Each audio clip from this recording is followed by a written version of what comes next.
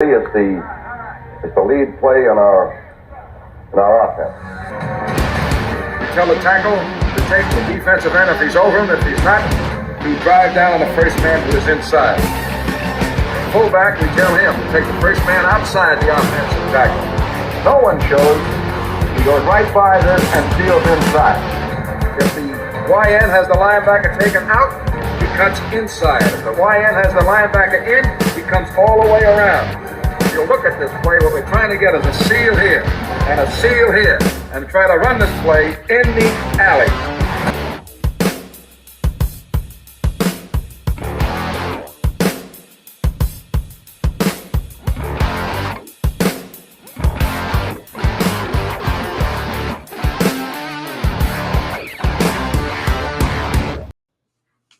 Hey, what's up, gang? Welcome into Packers Total Access. My name is Clayton. You can check us out on packernet.com. You can find me on Twitter at Packers_access. We're going to cut straight to the chase tonight. We've got a special guest on the line. It's our very own Packers insider, Mr. Paul Brettel.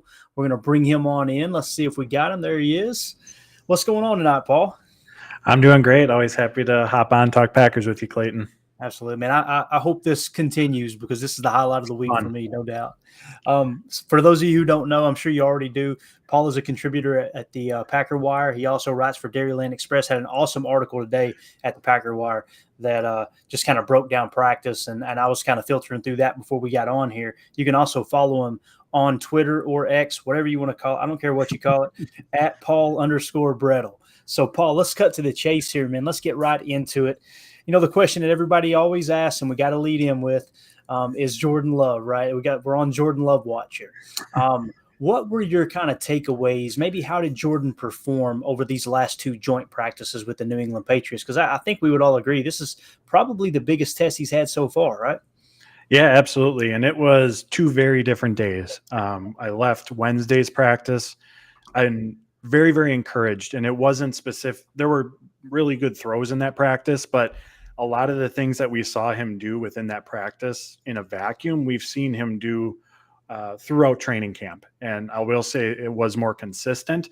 But the part that I was most encouraged by is going up against that New England defense. And Love talked to us in the locker room about this afterwards.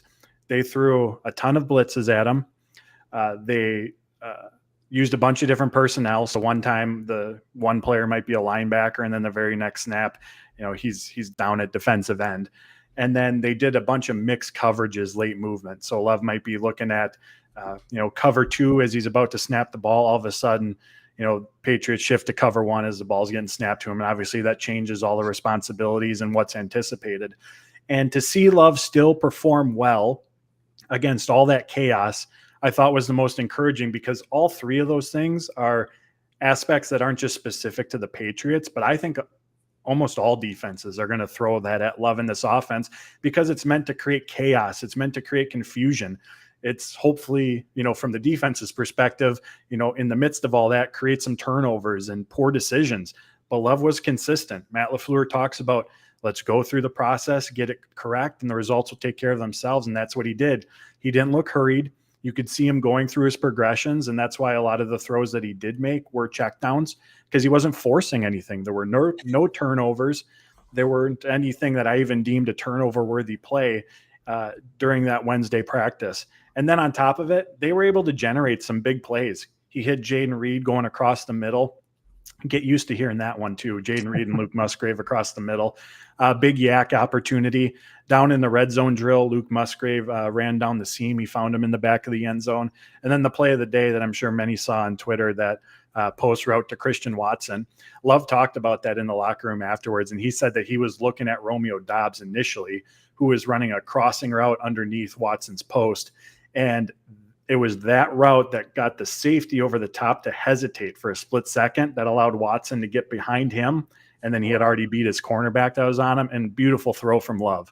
So all of that is what I found really encouraging. Thursday, and I'll start by saying we got to give credit where credit's due. The New England defense, specifically the secondary, was really, really good. They were all over the Packers receivers. I counted 7 or 8 pass breakups from the Patriots secondary. Wow. But I think if we're looking for what can we take away from this, it was a real game aspect to it. In the NFL, if one week the offense does something well or a particular player does something well, that's now on film. Defenses are going to look at that. They're going to analyze it. They're going to figure out, how do we take this away?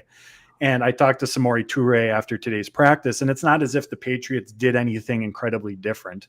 In fact, he said what they did Wednesday to Thursday from a schematic standpoint was pretty similar. But there was the familiarity. They had now had a day of going up against this Packers defense. They had seen the looks that they're going to run. The defenders become more comfortable in their responsibilities and what they're asked to do. And like I said, that's a component of the week-to-week NFL as you put stuff on tape that a young offense is going to have to overcome. Defenses are going to adjust. Defenses are going to counter. And the Packers have to figure out, how do we counter back to make sure that we aren't just, stalled out for that game and have to go back to the film room. You're going to have to make in-game adjustments and understand a big part of that is regular season talk versus a joint practice. But I still think there's some overlay there in terms of it being a good learning experience for this offense. And again, outside of the Patriots just playing really well, that's a big part of what I attribute today's struggles to. There was, again, the pass breakups, and you could see that the progressions that Love went through and not forcing anything yesterday. You could see that the fact that no one was open led to a few more, forced throws into tight windows. Right. There was an interception today in the 2-minute drill. So you could see the trickle down effect of some of those, easier throws not being there today. We're off the top of my head, weren't really any big plays generated. He found Christian Watson twice in the end zone during a red zone drill. And then to wrap up the 2-minute period, one throw was Love rolling out to his right. He had Josiah DeGuara in the back right corner. And it was a good throw. It was a tough catch, just given DeGuara moving to his right. The sideline's right there. The defender was there. But it's one you'd like to see DeGuara grab. Another one in that same 2-minute drill. Again, Luke Musgrave on a crosser, and Jordan Love threw. It was just ahead of him. He couldn't grab it. And then the play that ended the 2-minute drill, it was 4th down, and it just went right through Musgrave's hands. So there needed to be better execution as well. It's not as if this Packers offense looked like it was firing on all cylinders by any means, and the Patriots defense was just locking them down still. Like, they got to be better in that respect. But that's how I would put a bow on these last 2 joint practices. And again, what I really liked was the realistic aspect of what the regular season is going to look like and what I think defenses are going to try to do to Love in the Packers. Got it. Makes sense. It's one of the things that many veteran quarterbacks, I should say quarterbacks who are kind of set in their ways don't like about this offense is having to turn their back to the defense, right, in the play action, and having that late rotation like you were talking about with those DBs moving post snap. When I heard he was checking the ball down, I heard many podcasters, many radio show hosts saying that was like it was a negative thing. And I was getting excited. I'm going, he's taking what the defense is giving him. That's exactly what he's doing. And that's Belichick is going to bait you all day long. That's what I mean. If I remember correctly, Paul, you correct me if I'm wrong. I think New England was second in the league last year in interceptions defensively, if I remember correctly. So the fact that Love was able to protect the ball day one, and then, like I said, had a little bit of a rough patch day two, I'm encouraged. I'm excited to see him a couple series there on Saturday for sure. Good stuff. Is there anything else that maybe stood out to you on offense, Paul? You covered a lot there. If not, it's totally cool. But did anything else kind of stick out to you? Maybe offensive line. Like what's the latest on the offensive line? Maybe. Yeah, so we saw the same offensive line configuration that we've seen for most of camp. Wednesday, David Bakhtiari was out. So is Josh Nijman at left tackle, and then Jenkins, Myers, Runyon, and Tom. And it just, as more time goes by, I know Jenkins had those snaps for maybe 2 practices, one for sure where he was starting at center, but this has been their starting unit for the most part. So this is the group that I expect to be going out week 1 against Chicago. And then on Thursday, David Bakhtiari was back in the mix, obviously took over for Josh Nijman at left tackle. And before I talk about the group collectively, there's very few offensive tackles out there that cannot practice for a week, not play for a week, and then go out there and face Matthew Judon right, snap after snap after snap and hold up like David Bakhtiari did. I know paying attention to is he available, is he not available? I know that garners a lot of the attention. Right. And last season shows us too, when he's out on the field, he is still playing at a really, really high level. As far as the group as a whole, I thought that they held up well in pass protection, especially on Wednesday. Like I said, Love was going through his progressions. It takes time to do that. And for the most part, he had the time that he needed. Something that I am monitoring, and we've seen this for all the training camp, not just in the last 2 practices, but the run game. There hasn't been a ton of wide open running lanes in between the tackles. Jones has done a good job like he does of creating. We all know A.J. Dillon can be a hard runner, but there just hasn't been those wide open running lanes. And one caveat I'll add is because they aren't fully tackling, it's tough to tell in real time when they're not tackling. If Jones gets 2-3 yards, could he have turned that into 5 or 6? So I want to add that into that, and as the caveat as well. But haven't seen in any of the practices really any big runs or even modest decent runs where they're getting 10, 12, 15 yards, chunk runs. It's been a lot of 2, 3, 4 yards. In between the tackles, they have found more success getting out wide, but that's something I'm going to be watching, because as we know, that's where the question marks lie on this offensive line unit, specifically at Myers and John Runyon. And I was looking at the stats from last season, when we were finding out that we could see Zach Tom playing some center. Aaron Jones averaged 5.3 yards per carry on the season. He averaged, and these numbers are from PFF, he averaged 3.5 yards per rush running in between Myers and Runyon. And A.J. Dillon averaged 3.5 yards per rush running in between Myers and Runyon. So that's good information, Paul. It was greater going into the other gaps. So again, that's going to be something to keep our eyes on, because while we're all focused on Jordan Love and the young pass catchers, if the running game doesn't get going and you have a young quarterback, a young offense, and 2nd and 8s, 3rd and 7s, predictable passing situations, I'm going to guess it's probably not going to end well very often.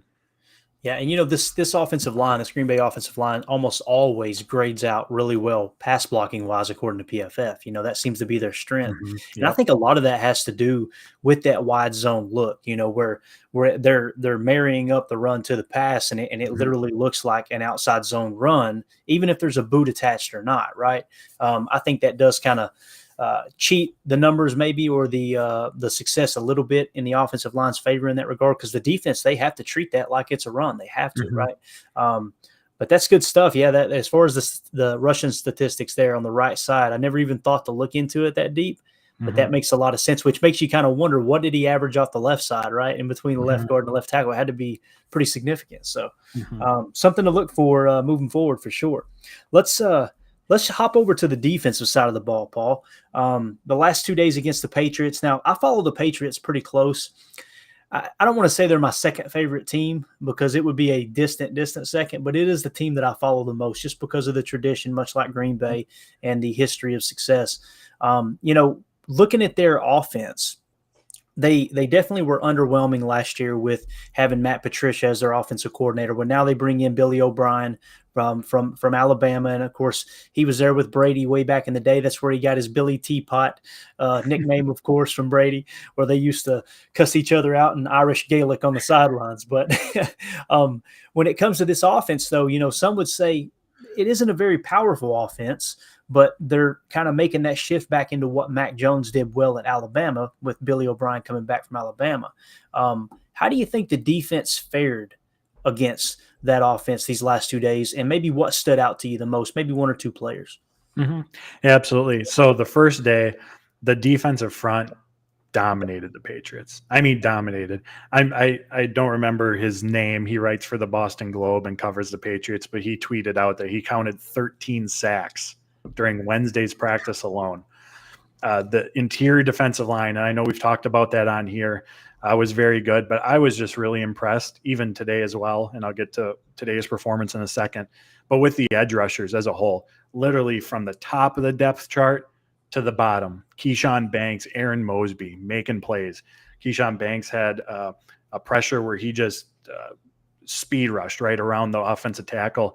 Aaron Mosby had a play where he just bull rushed the offensive tackle, literally drove him into the ground on his back. And then on a run play, the Patriots ran an end around, and he just stayed home and boom, was right there to meet the receiver who had the ball. I was just incredibly impressed with that unit as a whole, both days, but specifically on Wednesday, and their ability to get after the quarterback. I talked to Justin Hollins in the locker room after today's practice, and he came in late to the Packers last season. I think it was week 12 or so. But I asked him about the difference in the edge rusher room this year, because the depth, and that's what we saw Wednesday and Thursday, is so much improved. Like if we rewind to this time a year ago, the depth of that unit was a big question mark. And unfortunately, once Rashawn Gary got hurt, we saw that. But now this season, you got Enagbare, who's in year 2. And by the way, 2 really, really good practices. He was lights out on Wednesday, and he was starting with Preston Smith today. Don't think that's a coincidence. Wow. But Enagbare's in year 2. Obviously, they added Lucas Van Ness. Even Justin Hollins, he has a full offseason right now in this Joe Barry system rather than, there's overlap coming from LA to Green Bay, but rather than learning it on the fly, added Van Ness, if I didn't mention that, Keyshawn Banks, Brenton Cox, they just signed Aaron Mosby. Like they've added a lot of different guys, a lot of guys to this room, whereas a year ago in that kind of playing time range of 4th, 5th edge rusher spot, you're relying on Jonathan Garvin or Ladarius Hamilton. So this whole edge rusher unit, the depth of it has been bolstered, and they were really, really impressive. So that unit, and again, the interior defensive line was what I thought to be the most impressive. During today's practice, we saw the Patriots offense have more success. What I will say is, you look at Mac Jones's numbers, and he held up well against the pressure, but I still thought that there was decent pressure generated. And I do think, as I think I saw, he was 14 of 17. I do think those numbers might have been, if it was a real game, a little less, because there were some pressures that were really close that I think in real time would have been sacks. And if you're the referee in that instance, it's tough to just blow a play dead unless it's completely obvious, like he's got you. But I do think there were 2 or 3 pass rushes that come to mind that might have been sacks. So I just thought that group as a whole played really well. The second team defense, I think, got picked on the most today. The starters, I thought for the most part held their own. The 2-minute drill, they were finding success early on, but New England, Mac Jones to Devontae Parker connected on a big play from 46, 47 yards. Rasul Douglas was in coverage down the left sideline. So wasn't nearly as good as yesterday's performance, but Wednesday's performance was really, really good. Wow. Good stuff. We actually had a couple comments here in the chat that I just wanted to highlight real quick. Let's see. The names are funny, Paul, but we're just going to do it. Jesus of the Apes said, I think it was him that said it. Let's see. Yeah, Campbell had a scooter and a boot on today, talking about Devondre Campbell. And then Eric Sutherland said, word is Campbell may have a significant ankle injury per Basarski production. Did you hear anything about Devondre Campbell? Did you notice anything? First of all, can we confirm from your viewpoint, did you see him on a scooter with a boot? I did not. I know that he's out with an ankle injury. I did see Matt Schneidman of The Athletic tweet that he saw him in the locker room on the boot and scooter. Gotcha. So I guess that's the case right now, but I don't have any other information. Obviously, Devondre Campbell's a key part of this defense. Yep. But what I will say, I was encouraged by Isaiah McDuffie and Eric Wilson, not to say that they're going to step in and just, replace his level of play by any means. But Isaiah McDuffie, they've been using him as a blitzer. We saw that in Cincinnati, and he really flies around the field. He's got some sneaky speed, and he played the run well. There was a toss to the right where he got out to the boundary, stopped the ball carrier from turning upfield. There was another play where he filled a gap at the line of scrimmage, again, stopped the ball carrier. And then on today's practice, Eric Wilson, in pass coverage, he had 2 pass deflections that both resulted in interceptions. They popped up in the air, and another Packer came away with them. And then they used him on a blitzer, or as a blitzer, during the 2-minute drill with the second team defense. Was in the quarterback's face instantly. Bailey Zappi just had to throw the ball away. So obviously we hope Devondre Campbell's back on the field as soon as possible. Again, I'm not sure what the extent of the injury is, but this linebacker group, that second unit, McDuffie and Wilson, I thought that they had solid performances over the last 2 days. Gotcha. Good stuff. It's a good thing they brung Wilson back right now. And I've always been a McDuffie fan. I think he's kind of underrated, especially on special teams. My goodness, can he play special teams? Last question for you. As far as wide receivers and tight ends, I think if I read correctly in your article, Christian Watson had 2 more touchdowns today, and then of course you mentioned Luke Musgrave earlier, and it's funny just going through the tweets and doing it kind of in a quickly fashion. It seemed like Musgrave had a bad day because that drop stood out. However, it sounds like he's still getting open, creating separation. Can we just talk about those 2 guys for a second before we let you go, Paul? Christian Watson and Luke Musgrave, kind of how have they looked the last 2 days? Yeah, I mean, Luke Musgrave, they're going to ride the ups and downs that come with relying on a rookie tight end just because of the impact he can have in the offense. I mean, he's such a matchup problem. I'm sure everyone saw the Twitter clip of him running an end around, like how many tight ends are doing that. And going back to, I think it was last week or 2 weeks ago, Matt LaFleur said that, tracking the guy's speed on the practice field, Luke Musgrave was in miles per hour the fastest guy on the field during one of the practice days. So he's a matchup problem. Having him on the field, obviously there's the opportunities he creates for himself, but the opportunities he creates for others with the spacing the defense has to have, the attention that he draws. So he's going to be a big part of the offense, a focal point of the offense. But again, there's going to be ups and downs, and drops have been something that he's had to work through here in training camp. And then as a blocker, when they do ask him to do that, again, it's been up and down. But that's just, as we know, what comes with relying on rookie tight ends heavily. As far as Christian Watson, I thought he had 2 very, very good days of practice. During the 2-minute drill on Wednesday, the Packers they started at their own 25. There's 1:30 left on the clock. They worked down to New England's 23-ish, 24-ish yard line with about 10 seconds left. And they got there by passing to only Watson and only Dobbs the whole way. New England knew where the ball was going, and this is a credit to Dobbs too. They couldn't stop either of them. And what I really like what we're seeing with Christian is his impact is everywhere. Obviously with his speed, we think of the vertical presence, the big playability, but his versatility, and Matt LaFleur has talked about it, lining up both inside and out, running a wide variety of routes, and adding that component of versatility with his speed. I mean, he's really, really tough to cover, and we saw that over these last 2 days, I thought. So I thought it was a really impressive performance by him over the last 2 days. Awesome. I'll tell you what else is encouraging. It seems like he's put on a little bit of muscle, which is very, very good. I mean, with that frame, 6'4", and having that kind of speed to be able to bulk up a little bit and just be, and it seems like his hands are a lot better this year. Are they not, Paul? I mean, it seems like he's a lot more consistent with the hands. Yeah, he's definitely been more comfortable out there. He's said, just playing faster. And we see that a lot with year 2 guys that get comfortable with their responsibilities. There's less thinking, there's more acting. And one other comment that I'll make, even when he's not getting the ball, you see his gravity on the football field with the way he attracts defenders to him. And there's been a couple plays like that, but I think one that everyone's probably seen is that touchdown in the Cincinnati game to Romeo Dobbs. It was cover 1. Dobbs and Watson are on opposite sides, run out crossing routes. Safety goes with Watson, leaves Dobbs one-on-one. Like, that's just, even when he's not touching the ball, and we saw that in that game. You look at his stat line, I think it was a reception for 3 yards or whatever it was, but the impact goes beyond the stat sheet when you have a guy like that in your offense. And Absolutely. The same hopefully can be said for Luke Musgrave as well, who can bring a similar element to the tight end position. Yeah. Or even Jaden Reed once he gets established. We could talk all night, Paul. We're already over on time with you, buddy. I don't want to keep you any longer. I really appreciate you. First of all, thank you for pushing this back a bit for me.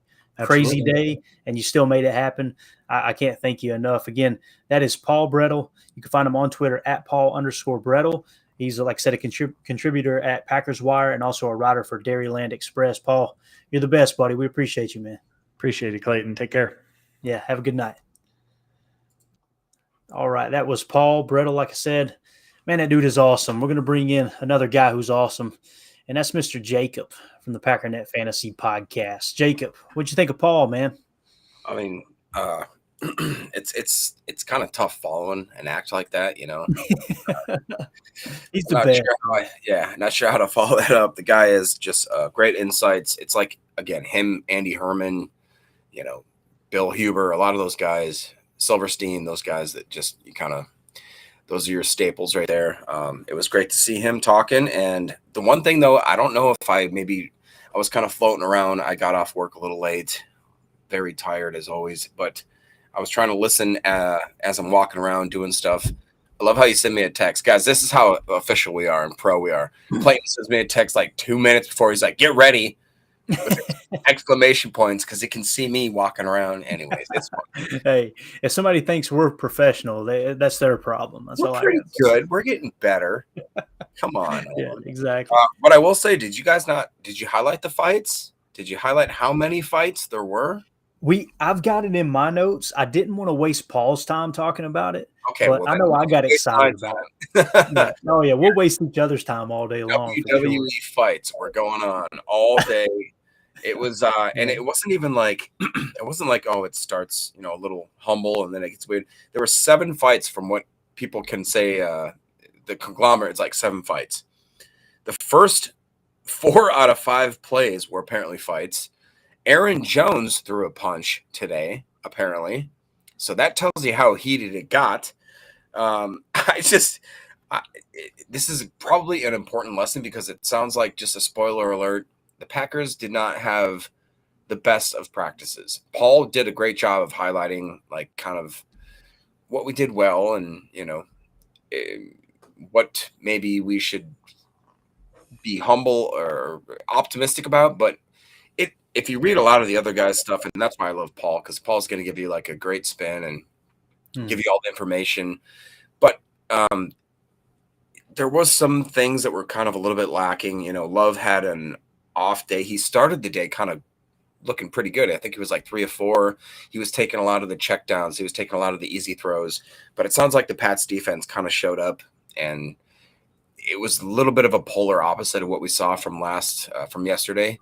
I mean, it was one of those situations where I feel like this team kind of needed it. And what was interesting, Clay, I think if you think about this, it'll make you as jacked up as I was. It sounded like the second fight that kind of sparked all the rest of them. The first fight's the first fight. The second fight, though, was sparked, if I'm not mistaken, by Malik Heath, again, blocking a dude down into not quite the water cooler, but to the point where he blocked him into oblivion. And the other guys on the Pats defense were like, yeah, well, I don't really appreciate that. And then after that, it progressed to the point where Aaron Jones threw a punch. I mean, I need you guys to understand something's wrong there. I'm just saying that's pretty cool. If you guys want to pump in anytime you want, but Bo Melton, that was one of those things. He's not practicing again, and it just is. We have so much talent right now at the late round or the late string wide receivers, specifically because it sounds like Heath has been shown out. DeBose has been shown out with the limited time that he's had. Samori. So anyways, it's really tragic for me because I love Bo Melton. I'd love to see him be that 6th or 7th wide receiver. I just don't see that happening now just because of the fact he's not on the field. What do you always say, Clayton? You can't make the club in the tub. There it is. All right. Yeah. So do you want to take it over and talk about, because I got notes for days, but I don't want to start. Let's do this. Let's go to Tim. Tim was, as I'm trying to dig something out of my eye, I don't know what just happened here. We've got a special guest on the line with us too. I'm going to introduce him in a second, but I want to go to Tim. Tim was live in Green Bay today at practice, sending me the best videos, man. Oh my God. I don't know what kind of camera you got, Tim, but it's better than this Nokia brick phone I got. I promise you that. How you been doing, bub? Good, man. Thanks for having me on, Clayton. I appreciate it. I'm glad you like the videos. I'm a Samsung Galaxy guy, so that's what the footage was shot on today at practice. So, yeah, chippy might be an understatement today, huh, boys? A lot of fights. One of the best things I saw, I think, was when we were doing some red zone drills down by my end of the field, and the Patriots scored, and they did the old spin the ball on the ground finger gun celebration. Anthony Johnson Jr. just ran up and Anders Carlson that ball over the fence. Actually, no, the rookie Anthony Johnson did. Yes, that? Dude, came That's up and just kicked his ball, and it bounced off, I believe, the scoreboard. And that was pretty early. That was kind of in between the first and second skirmish, I think. But it was, and what was cool was we got to actually see Jacob will love this. Brenton Cox was in there. and in one of the scrums, and probably got a little too extracurricular, and we got another trademark Coach Bisaccia F-bomb. Get the blank out of there, Brenton, kind of thing. So yeah, the heat was up, man. The heat was up today at practice, man, for sure. I tweeted about it earlier. The intensity level from both sides was just noticeable, even compared to yesterday. So a lot of stuff to talk about. Hopefully this was a good test for our guys. I'll tell you one thing. I just want to say this really quick. I can tell you whose name did not come up and who I personally saw avoiding the extracurricular BS was Quay Walker. And this is somebody that we've talked about keeping his head and being cool and calm under pressure. So here's Quay out, leading this linebacker group today with no Devondre Campbell. And I saw several times where guys were giving him the extra shove or, the inadvertent push in the back after the play. And Quay just kind of put his hands on his hip and backed away. And, he was real cool under all this pressure today. We did not hear or see his name and number involved in any of this, if I believe correctly. So that's actually really awesome that you mentioned that too. I put a note in one of my notes. I was like, 7 fights. Somebody actually had their helmet thrown out of Zay McDuffie. Yeah. Okay. His helmet had come off, and then one of the Patriots guys just chucked it, I guess. And somebody actually kicked McDuffie apparently while he was on the ground. So in my head, and I'm thinking, oh my God, Quay Walker is going to murder everyone. He's going to murder everybody. And then the fact that you talked about that and said that he's specifically like that is, I'm telling you guys, that is one of the best highlights. That is the most undersold highlights of the camp that people don't. It's not a stat line. It's nothing. But it's Quay Walker watching people get into 7 fights, and he just goes, "Mm-hmm. You sure about that? Are you sure about that?" I just think that's amazing, dude. That shows growth, man. I'm telling you, as a guy that handling stupid fights for no reason. I'm telling you. Of course, Brenton Cox, he's got the resume, right? He got right in the scrum, right? He's got the resume for it. Listen, go ahead, Tim. I'm sorry. Oh, I'm sorry. I didn't mean to cut you off. I was just going to say, I'll tell you this, man. From where I was, the New England side, you would have swore Zeke Elliott has been a New England Patriot for 18 seasons. The way he was talking today, he was. Zeke's not a bad dude. I'm not going to say anything bad about him as a person, but when he's out there on the field in the heat of battle, man, he was giving Jair a run for his money with the lip service out there today. And I'll tell you, our guys weren't having it after a while. And I think that was the catalyst to a lot of the early chippiness was Zeke got through on a couple of runs. And again, Paul Brettel alluded to this earlier. The refs were a little late on blowing some of these dead today.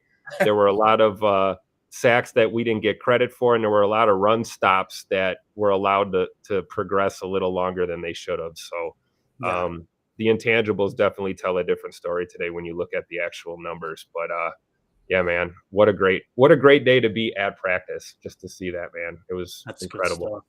Good stuff. I want to give a shout out to everybody in the chat real quick. SoPro, John, Jesus of the Apes, Eric Sutherland, Cheesehead Murph, Adam, man, Texas Badger in the house. He said the Texas Badger has arrived.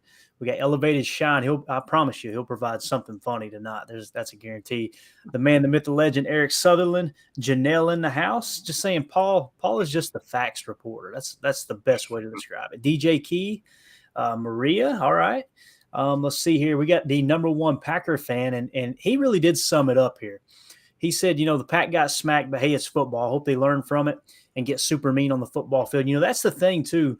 Like, if all you're doing is having success on the practice field, you're probably not growing. If kind of like the old Bill Walsh quote, if we're all thinking alike, nobody's thinking at all. If you're not messing up and there's not stuff to work on, it's probably because you're not stretching yourself. But yeah, we did get smacked around today, so I got us a little sound bite for that. This pretty much sums up what happened day 2. We dominated day 1, right? Day 2, it was kind of like this. No, we suck again. And you're going to have those ups and downs with this young football team. But I'm going to introduce somebody right now. I got excited when he hopped on here. Mr. Seth Reuter. Seth is the guy that actually won the Monday Night Football tickets last year, and we got to meet him at Lambeau Field. He's in a spaceship right now. Seth? That's Seth. Oh, So I didn't know that. listen, Okay. when he talks, I want everybody to close your eyes and tell me he doesn't sound like what it won't sound the same on the computer. Tell me he doesn't sound like Patrick Mahomes. Oh no. That's the first time I've been told that. Can you guys hear me all right? Yeah, Yeah, we I got got you, man. The video's a little Awesome. choppy, but we can hear you good. Oh, sorry about that.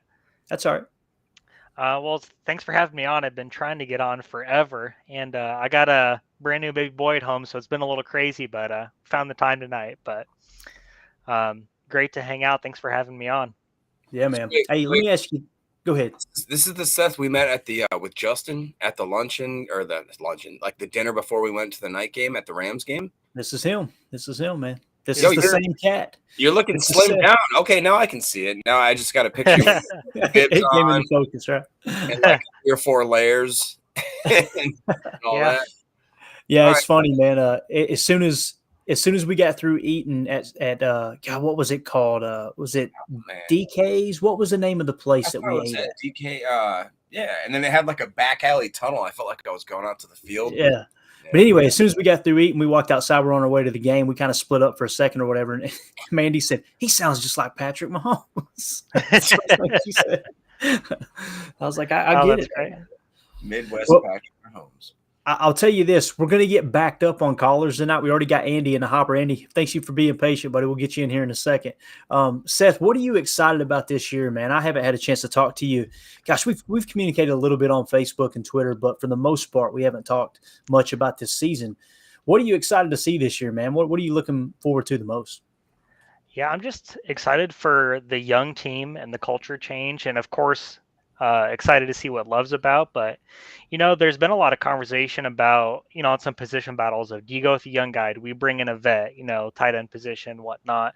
And I think I just want to see us roll with young guys for the most part, and just see that growth. I'm really hoping that this team, if we could get 8 wins, 9 wins, I'd be jacked. I'm hoping this is a Super Bowl team in 2-3 years. And so that's what I'm looking for, but I'm just excited. I mean, that first Love touchdown, I'm gonna lose my mind. And it'd be great if he just threw in an "I own you" right away to all the Bears fans there in Soldier. But no, that's what I'm most excited for, man. I just can't wait for it.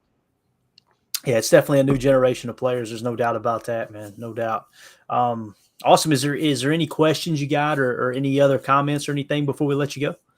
Yeah, I got one, maybe 2 questions if we have time, and the first one goes quick. My first one is, I've been trying to cook up my own 53 over here based on the notes we've been seeing and whatnot, and I really want to keep 7 wide receivers. I think he's been too good to not make it, but I do not want to see Melton go either. What do you guys think is going to happen? You think there's any chance of 7, or do you think Melton gets cut? Man, I'll go first. I personally think it's going to be 6. I think that's the number they settle on. And when it comes to 6, I know a lot of people like Bo Melton, and I don't think he's a bad player. But for me, man, I don't know, dude. Watching our boy block the other night that Emilio threw out there. Gosh, his name's who was it, Jacob? Who was it? The receiver that blocked the Malik Heath. I can never remember his name. Watching him block that guy all the way out to the bus stop, bro, was just like that dude probably going to earn a roster spot. Now, you got to understand, he was highly recruited from what I understand going into college, and I think he played for Mississippi State or Ole Miss, and he got kicked off the team. So you're kind of seeing this common theme here on this Packers team. It's like, okay, you got kicked off 2 teams, come play for us. It sounds like we're just going out and recruiting a bunch of goons, and I'm all about it, man. You've seen it today. We broke the record, I think, for fights in one practice. But anyway, for me, though, I would much rather have Malik Heath than Bo Melton, although Bo Melton, if you can get him on the practice squad, stash him away for sure. So you're a big Bo Melton fan. Is that right, Seth? I am, but I think Heath's been too good to cut Heath, and I think everyone 1 through 5 is locked in. So if they don't keep 7, I don't think Melton makes it. I think that's what I've kind of come to the conclusion on. Gotcha. And like the Morik in the chat says, he kind of thinks Dubose will be over Melton. So it's going to be interesting. It's really, once you get beyond Wicks on that depth chart, anything could happen. We've seen that in Yeah. the past for sure. What's your other question there? And I'll let Jacob take this one, or Tim. Yeah. Here, I got like 5 written down, so I'm trying to choose one here in a minute for you guys. I got all my notes because this is my first time on.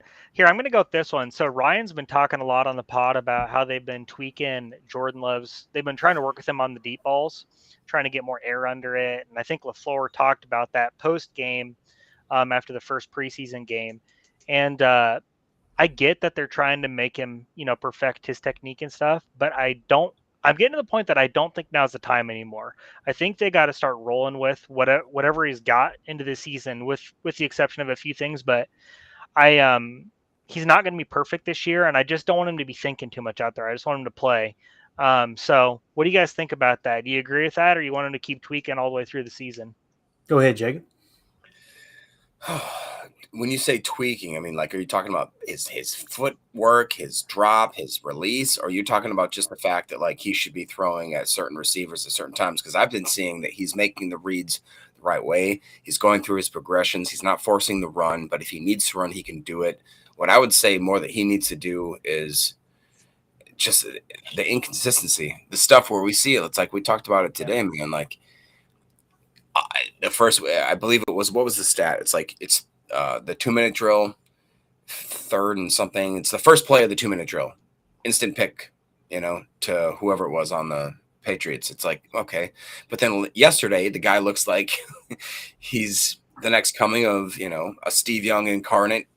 I guess now there's 3. We don't have a example for that because there's no 3 in a row, 3-peat there. But I guess I'm not too worried about it. It's just, if I can go back though to one thing you talked about with the receivers, when you talk about Malik Heath, like, that dude is just, he has to make the team in my opinion. And the only reason I think we maybe would keep 7 is if this Devondre Campbell thing is real, and if we trust that Clay can take over that number 1, middle Mike guy, and if we have either Isaiah McDuffie, and if we trust that Eric Wilson can really take those snaps, then that opens up another spot for maybe.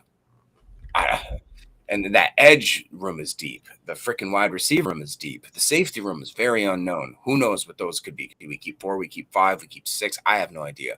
The cornerback room, you could argue that Valentine needs to be in the starting lineup, not even necessarily like a backup. And so the whole carousel is very, I think, going to change depending on, and I hate to say it because it's probably going to happen, and I hope it doesn't, but injuries until we get into week 1. This whole thing, depending on, God forbid, something happens, could completely take a turn in a way that we have no idea. So it is good to have all these guys in the hopper, like you talked about, at wide receiver, at edge, at cornerback, and then that weird carousel at safety that we have. But it is an optimistic and a weird, like, calm feeling of, like, I know there's panic and there's weird things going on, chaos, but at the same time, it's like, whatever our starting lineup goes in, I feel like I kind of trust them in a way.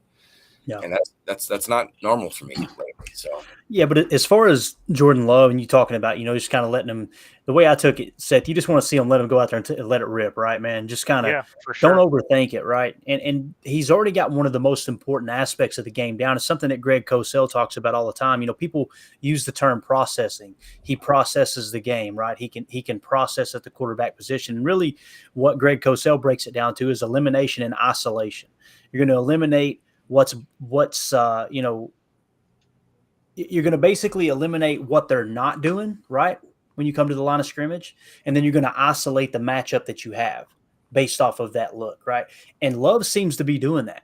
It's very rare, at least from what I've read with camp notes, do we see something where it's like, oh, they caught Love off guard there. Now, he might be inaccurate, right? He may miss a throw here or there, but as far as processing the game, doing that elimination and isolation aspect of reading the defense, I think he's done an excellent job. I'm excited to see what he does. But, yeah, I understand exactly what you're saying. Don't try to perfect the form. Just go out there, let it rip this year, see what we got, let him play comfortable. Yeah, I'm with you on that, man. Anything else before we let you go, buddy? We got Andy in here now. Andy's going, what in the world I get on here to sit all night? No, hey, I got some more stuff for you guys, but let's let Andy go. I'll drop, and I'll try to jump on again soon. Yeah, definitely. We need to have you back on, buddy, for sure. It's so good to see you, Seth, man. Hey, yeah, great to see you guys, too. Thanks for having me. That game was a blast, dude. I'm glad you got to go with us. Oh, yeah. All right. We'll see you, bud. See you guys.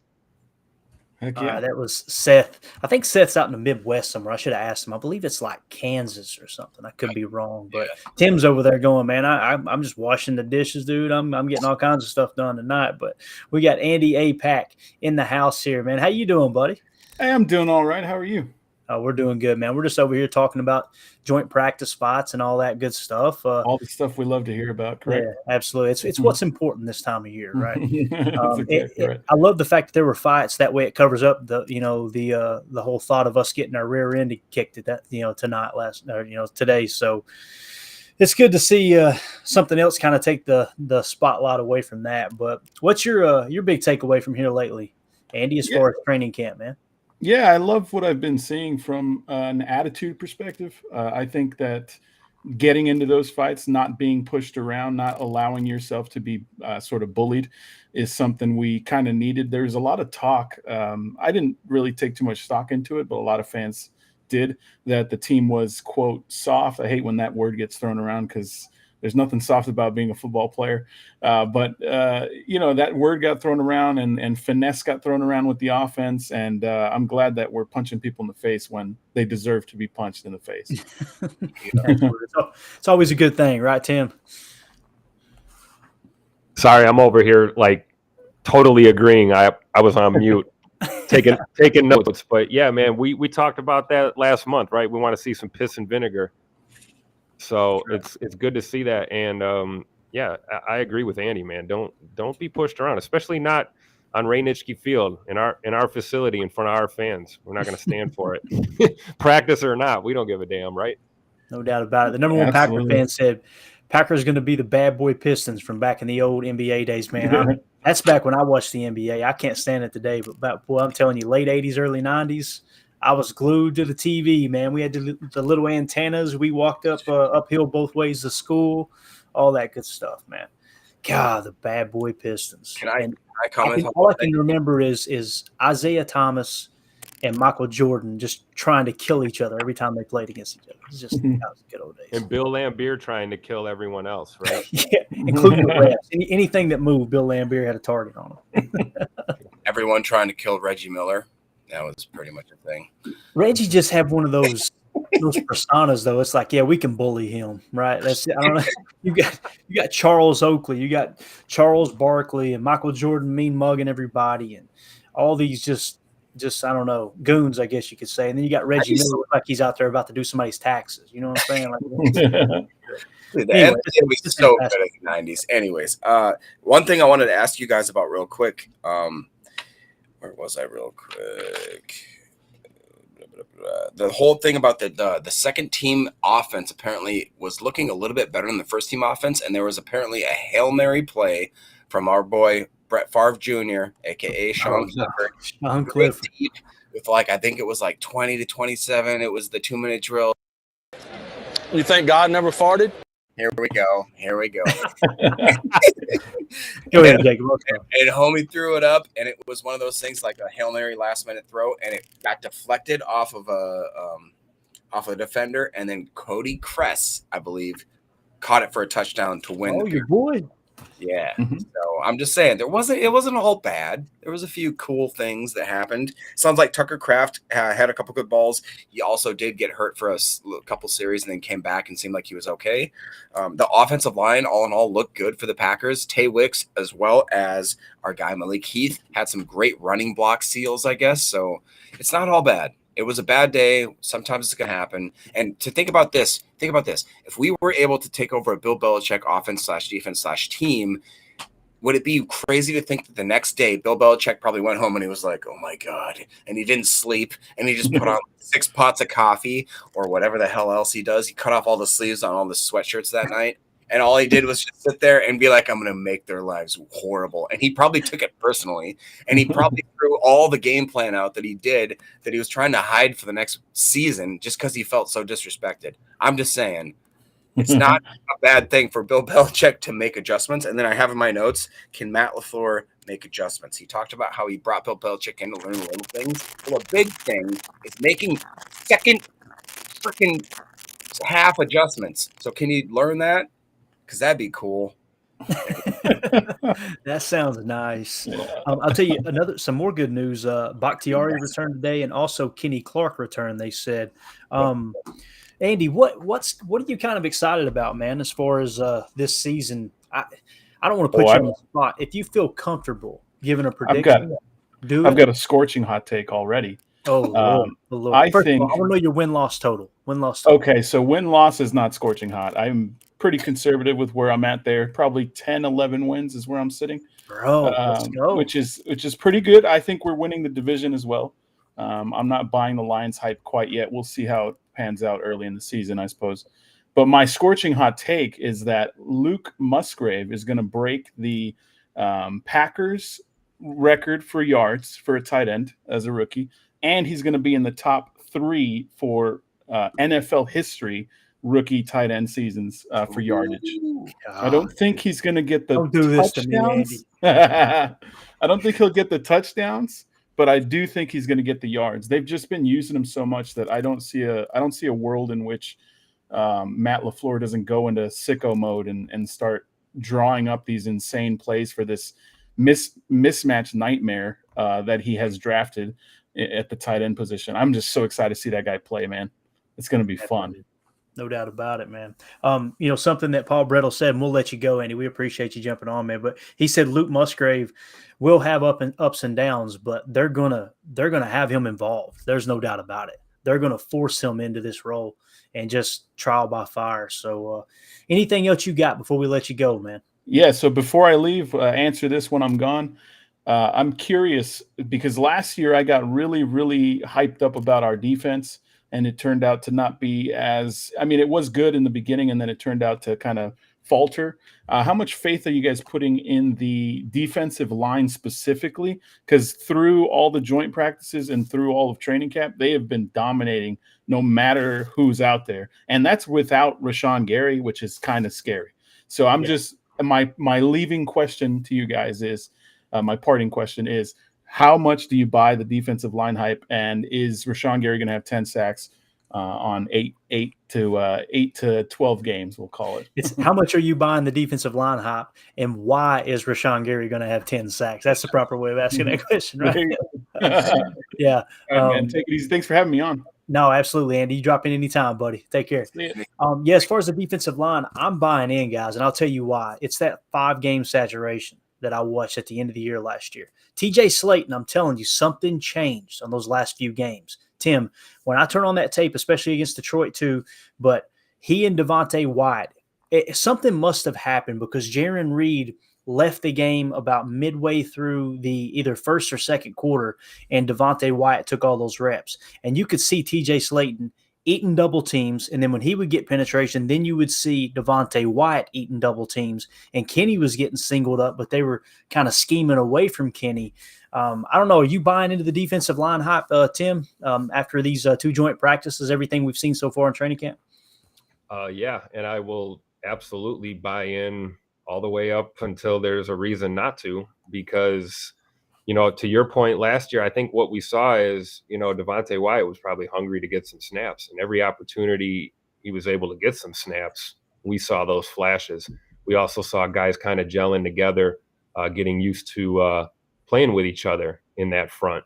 And now you look at this season, and, the bulk of everything I've been seeing has been Coach Montgomery working with this D-line group. I've seen this D-line group staying late after practice continuously, working on technique, working on their skills, led by Kenny Clark. Yes, great to see him back on the field today. I am totally buying in to this defense, especially the guys up front this year. And you're right, maybe a lot of little things changed, guys can hit their stride at different times, when you make a team, and that's an accomplishment in and of itself when you're a young player, and then let alone getting snaps in the regular season to build any kind of momentum. I think right now we're seeing this group is just gelling together, and they're embracing, the process. They're trusting the process, and they're putting in the work. So I don't see any reason why this is not going to translate onto the field this year. I totally believe in the D. Yeah, I think all the talk, all the hype that came out of training camp last year was just 1 year too early. I think it's here now. I really feel like, last year hearing people talk about in the training camp, then we see the preseason games and just kind of, I don't know, seeing the training camp footage that we had a little bit that leaked out. I didn't go, yep, that's going to be a dominant defensive line. This year, I'm feeling like, okay, this is probably going to be the year. Of course, you don't have Dean Lowry, you don't have Jaron Reed eating all those reps up. Another thing that Paul Brettel said too earlier, the edge room. You could hear it in his voice. This edge room is deep, and he said one person that nobody's talking about is Enigbare. He started today opposite Preston Smith. About how he's had a great camp, man. When you're talking about being 3 and 4 deep at edge defense at the edge position. And then also on the defensive line, having 1 or 2 backups that you're excited about. Oh, by the way, Lucas Van Ness possibly playing some interior defensive line in those nickel positions gets really exciting. But like Texas Badger asked here, are we okay if Campbell is out for a while? Do we look at free agent signing if he's going to be out? I think they're probably going to stay in-house like Goody always does. I don't think there's going to be a free agent out there that they can just bring in and kind of save the day. I'm not going to sugarcoat that aspect, Jake. If Devondre Campbell misses significant time for whatever reason, he's in a boot and on a scooter right now that I think they said Matt Schneiden mentioned it in the locker room, that he's seen it in the locker room. If Devondre Campbell misses time, it's going to hurt. It's going to hurt. That it was direct correlation with Devondre Campbell missing time last year that the defense began to struggle. But what do you think about the question there from Texas Badger? Would you rather go out and get a free agent, or do you trust McDuffie and some of these guys to back up? Wilson, possibly Tariq Carpenter, which he returned to practice today too as well. But what do you think, man? That's a big just caveat is you say free agent, which free agent, who's out there? Give me their history, give me their knowledge of what we do on defense. So in that aspect, if there's a free agent that you think we could maybe snipe off of somebody's practice squad or something like that maybe we have potential in, that in 4 or 5 weeks, maybe we can get him in the rotation. And if he shows promise there, we can get him in the lineup. Okay, that's one thing. But if you're talking about replacing Devondre Campbell, the guy that doesn't he have the green dot, isn't he the middle linebacker, the quarterback of the defense? So if he's not there, that automatically has to go to Quay.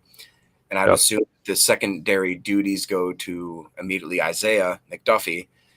I'm honestly kind of comfortable with him because he's been there. He knows the defense. He's went through the camps. He's now in his second, at least, if not third year, I believe, with the team. And after that, I do trust Eric Wilson because he's shown that he is the best special teams, literally, player in the NFL multiple years in a row, or at least in the top 5, I believe it was. And he actually had decent snaps with Minnesota. He showed that he had to come in and I believe replace a certain amount. I can't remember the guy's name, but he had decent snaps. PFF graded him out as a pretty decent linebacker. So that being said, I think that, I'd like to stay in-house, probably go and get a free agent signing of some sort. Like I said, try to snipe somebody off another person's cutting them down, cutting down another 53. If we can do that, that'd be great. Get them in, see that potential. The Vikings, we've talked about maybe having some Vikings, like Paul, Bad Luck Paul from my podcast, maybe talking about just what's going on in the Vikings offseason right now. They have a guy, I can't remember his freaking name. It's like Ivan something. He's a UDFA, the linebacker. I guess he's going to walk on and be a starting linebacker with them. He's apparently shown ridiculous amounts of flash all around the field. So, the Vikings, they can do 2 things: draft linebackers, edge players, and wide receivers. They just can't win Super Bowls, but whatever. So, I'm just excited for what we have in the hopper. I'm not exactly worried about the linebacker position because, one, our edge is so deep, our cornerback position is so deep, and the safety position, I don't want to call it deep, but it's rotational. So I don't know. That's basically my answer for that. Got it. Tim, one thing that Paul Brettel wrote in his article, he said that Jaden Reed looks so comfortable returning punts that he's a natural as a punt returner. Did you get to catch any special teams as far as punt returns go while you've been at practice? Did you have you seen, maybe in comparison, how many punt returns Jaden Reed's getting in comparison to Keyshawn Nixon? Because that is one thing I think a lot of people miss. Keyshawn Nixon was an amazing kick returner, but he was kind of mediocre when it came to punt return, right? And Jaden Reed was an excellent punt returner at Michigan State. Did you see any of those reps by chance, Tim? Absolutely. I believe I mentioned this a few shows back with you guys. We were talking about the fact that compared to last year, the amount of drops we saw in special teams was just there was just too many. And it's like this year, it's the polar opposite. I think there's been a few peppered in here and there, but Jaden Reed is not one of the guys I saw dropping punts. And as far as Keyshawn is getting the the reps. It's basically him and Reed when it comes to the punts, with a little bit of Samari Toure sprinkled in there a little bit as well. But I honestly, my personal take on it is I'd love to see Keyshawn returning kicks. And if he's going to play in the slot or he's going to play more defensive snaps this year, I don't want to see him have to grind out a series and then hop back there and return a punt. He's an explosive dude. Let's keep his legs as fresh as we can on the return game. And to your point, Clayton, and Paul's point, Jaden Reed he doesn't look like a rookie when he does certain things. He really doesn't. And he's one of those guys early on that I put that superstar kind of watch out, possible superstar here. And Jaden Reed certainly fits the bill. He looks poised. He's fast and athletic, but he's in control. That's what makes him so good as a runner. Once that ball's in his hands, is he has such absolute control over his body and a good spatial awareness. He's very slippery. So, you got speed. He's elusive. He's got good hands. I mean, Jaden Reed's my pick for punts. And you can always put Keyshawn there in a pinch, but I love Jaden Reed as a punt returner. Anything we can do to get him more reps on the field this year is going to be something I'm on board with for sure. Definitely. Especially like if you get in a situation where you're running a couple base plays and only one nickel spot, right? And then you get a stop and say Keyshawn, say it was a 3rd and 1 and you had your 34 base out there and you get the stop. Yeah, run Keyshawn out there, let him return the punt. But if it's a situation where it's a 7-8 play drive and they get a penalty, get backed up, and they have to punt, and he's been out there on the field for 6 of those 8 snaps, throw Jaden Reed back there, give him a spell, right, and see if he can catch. And you're right about the balance, the body control. That him high pointing that crosser, man, in Cincinnati was just, he could not have timed it any better. He absolutely high pointed that ball like a pro. A couple of things I want to hit on. I'm going to ask your parting thoughts here, Jacob. This episode absolutely freaking flew by. Jordan Love, out of the 3 practices so far, 1 in Cincinnati, 2 with the New England Patriots. Here are his numbers. Okay, y'all ready for the hard truth? They are, and I personally think these numbers are more important than preseason, guys. These are where the coaches get together and they're scheming up to make this as difficult as possible. They're wanting to work on specific things. These are true game time situations, way more than the preseason games are. We love the preseason games because it's real football, right? But these right here, these numbers, in my opinion, these are going to be a little bit lower than what you're probably going to see Jordan do in an NFL game because it is scripted in a way to make it as difficult as possible against arguably the greatest head coach, the greatest defensive coach in the history of the game, Bill Belichick, right? So 1 practice against the Bengals, by the way, made it to the AFC Championship last year, 2 practices against the Patriots. Jordan Love was 48 of 91 for 52.7% completion percentage, 532 yards, 7 touchdowns, 3 interceptions, 82.3 rating. Okay. Now, like Paul Brettel said, I think he said they had 7 pass breakups today. Okay. That's not Love missing the mark. That's good coverage, breaking the pass up, right? And then on top of that, you're playing against the team that had the 2nd most interceptions last year. And the fact that he comes out of those 3 practices, the 2, with the Patriots as well, 7 touchdowns, 3 interceptions, guys, that's that 2-to-1 ratio we're talking about. I know the completion percentage isn't pretty. I got you. You're going to see that increase more than likely. So let's say he gets up around 60%. And if you double those numbers and say that's over the course of, if you triple them and say that's over the course of, an entire season, what do you got there? You've got what? 21 touchdowns and 9 interceptions. What have we been saying? You give me 25 and 10, and this is probably a playoff team. I believe that because they're going to lean on the run, and I think they've got a stout defense to compete. The other thing, too, was Christian Watson, 2 touchdowns today, one on a post route, another on a jump ball. And the thing that Paul Brettel pointed out that really just it lit me up like a Christmas tree.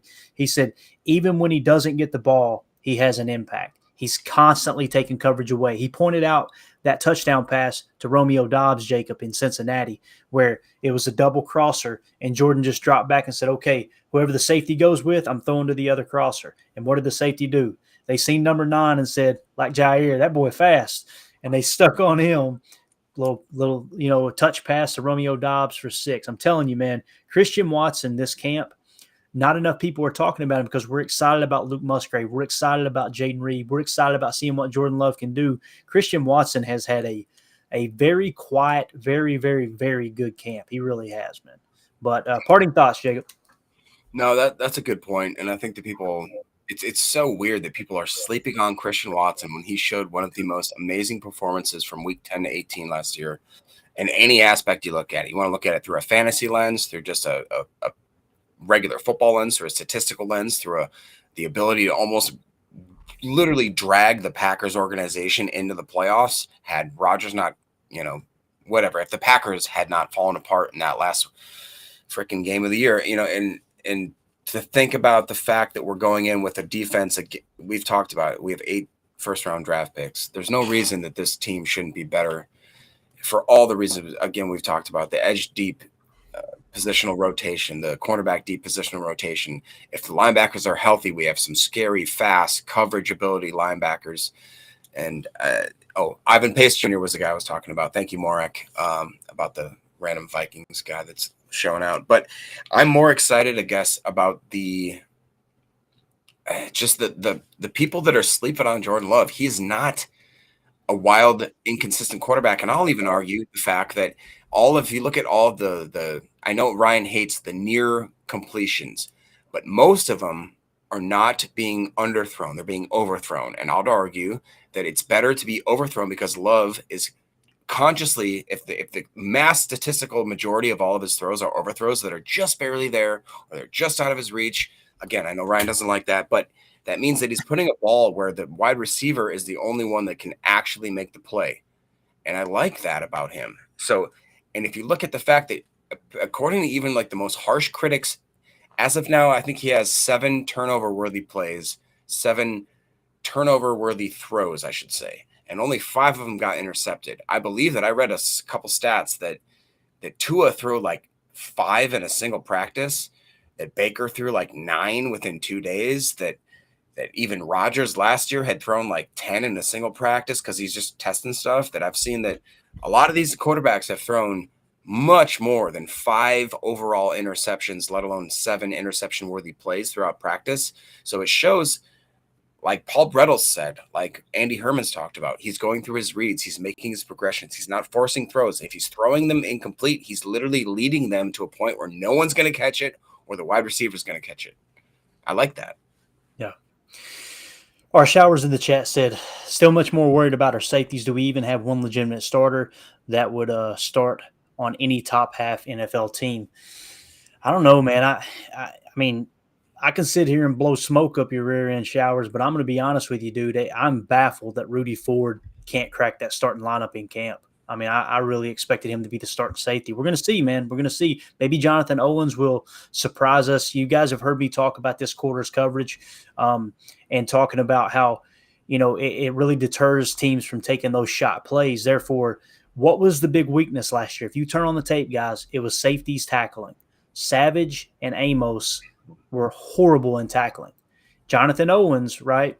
Not a great PFF grade, didn't grade out that well, but one of the better tackling safeties in the league. I think that's what they're trying to patch up there. We'll see how it unfolds. But yeah, I think it's warranted, our Showers. I don't think it's abnormal to feel that way, I guess is the best way to put it. Let's go here. We got us a super chat. And it's Mr. John Benson. John, appreciate the support, buddy. Thank you so much. He said, how the hell are we going to get Valentine on the field, dude? Any way possible. Any way possible. When Rasul said that he was the safety yesterday, I'm starting to think he might have been BSing us, but if you put Rasul at safety and you put Valentine in on the boundary, I would be much like, who was it that said it earlier? I think it was John or Eric Sutherland when he was talking about Reed here. He said, Reed played 20 minutes up the road for me, and I'm still smiling like a pig in stuff with that draft pick. If you put Valentine in at the boundary and put Rasul Douglas at safety, man, John, I would be over the freaking moon. But we always talk about rookies that pop, Tim. Every single camp, man. Every camp there is a rookie that just kind of emerges. And most of the time, it's just hype, right? By the time the regular season gets here. Valentine feels different, dude. How would you put him on the field, Tim? Am I wrong thinking you'd like to see Rasul at safety? How would you get Valentine on the field? And do you think it warrants getting him on the field? And again, John, thank you so much for the support, man. We appreciate you. Tim. Sorry, brother. Stuck on mute. With Carrington Valentine, man, I'm with you. If they do move Sewell to safety, I mean, sticking him in that boundary role. But Carrington Valentine, we can say a lot of things like we just said about Jaden Reed. You know, like sometimes doesn't look like a rookie. Sometimes looks like he's really, ready to play at this level. And I don't know. I know I saw it today with my own eyes, heavy dose of Keyshawn Nixon in the slot a lot today. So that's clearly where we're going to be looking to see him play a lot. So yeah, I don't know with this cornerback room, or do we explore Carrington Valentine moving to safety? I mean, I don't know. The thing with Rasul Douglas going there is I guess I don't know until we'll see it. We haven't really seen him play in space. But like to your point, if you combine him with, a tackler like a Jonathan Owens or somebody like that, and you let Sewell kind of fly around and be a playmaker back there, it could probably work out. But safety is definitely a concern. I totally agree. And it kind of brings me to a point I wanted to make earlier when we were talking about middle linebacker. I'm a little slightly more concerned now because Tariq Carpenter is looking to me like a guy who's still learning that position, still learning how to think and play like an inside linebacker there. And so which tells me with the injury to Devondre Campbell and, depth at middle linebacker, clearly we're probably not going to see Tariq Carpenter going back to safety anytime soon. So what does that mean for the safety room? Do we have to get creative and dip into our cornerback group and see who we can move around? So I don't know, but anything to get that Kentucky Wildcat out there on the field, I'm with it, Clayton. I'm with you. I don't know, boundary, slot, whatever.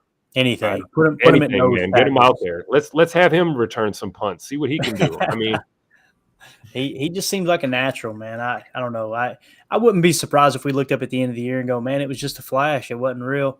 But also, man, there's just something feels different about it. And again, I've been very honest about this game. Coming out of college, I wasn't one going, oh, we got us one there, because they forced him to play off and play kind of soft at Kentucky last year. And just seeing him kind of playing up on the line here in preseason, you really see his ability showcased. Number one Packer fan said, just had a great conversation with a Vikings fan in the grocery store in my small town in South Kakalaki. That's South Carolina for those of you up north. We both agree the Bears still suck. That's what I'm talking about. Unifying with rivals because you hate another rival just a little bit more, man. That's what it's all about. I want to make sure I didn't miss anything else here, man. I know the chat, of course, is lighting up. We got more people on here now than we have all night, and we're at the hour and 13-minute mark, so we're going to have to wrap this thing up. Let's see here. Douglas is a corner, a high-end corner. Having Carrington Valentine is a huge plus, but it doesn't mean you should move someone, in my honest opinion. Yeah, that seems to be the more popular opinion for sure.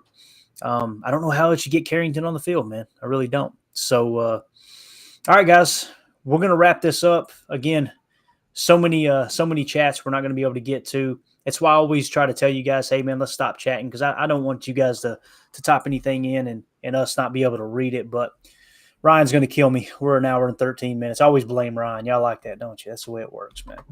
So, yeah, anything else you guys got? Jacob, I know you got to run, man. I appreciate your time, buddy. Tim, you got anything else before we wrap up, bub? Nah, man. Go Pack, go. Get out of here, guys. We're already over. Tomorrow, not a joint one, I know, but is there just a walkthrough or anything like that? My suspicion is there's a practice or a walkthrough. It's just not public. Yeah. I'm sure they'll do something light heading into Saturday's game. So, okay. Gotcha. Tim, you going to be with us for a post game?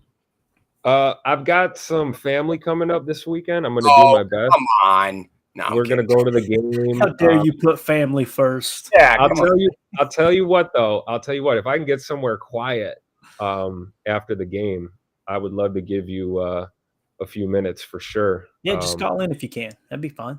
Absolutely. It's going to be lit up. I'm going to tell you right now. I don't know if we're prepared for the traffic that's going to roll through this stream, because last time it was crazy. It got crazy quick. So it's going to be quick calls, one after another, bang, bang, bang. We're going to try to hit on the stats and all that good stuff. So hopefully we'll be talking about some more Sean Clifford show. I think that would be fun. I want to see Dontavian Wicks too. I want to see Carrington Valentine. I love preseason, man. So many good young players on this team. But again, everybody in the chat, please understand we appreciate you so much. You guys are awesome. Thank you for hanging out with us this evening. You always make the show better.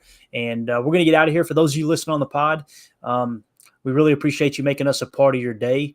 We don't take that lightly. Everybody on YouTube, all you got to do is scan that QR code in the upper left. That'll send you to Packernet Podcast. Make sure you check it out. Awesome content there from Ryan Schlip and the gang. So be sure and give that a follow and a listen. Also, if you like this kind of content, subscribe to the channel. We appreciate it. It definitely helps boost our numbers and get us up there toward the top. If you want to like the video, that helps too. So with that being said, we're out, guys. As always, let's go out and be the change we want to see in the world. Go, Pack, go. The power sweep actually is the lead play in our offense. You tell the tackle to take the defensive end if he's over him. If he's not, you drive down on the first man who is inside. Fullback, we tell him to take the first man outside the offensive tackle. No one shows. He goes right by them and steals inside. If the YN has the linebacker taken out, he cuts inside. If the YN has the linebacker in, he comes all the way around. If you look at this play, what we're trying to get is a seal here and a seal here, and try to run this play in the alley.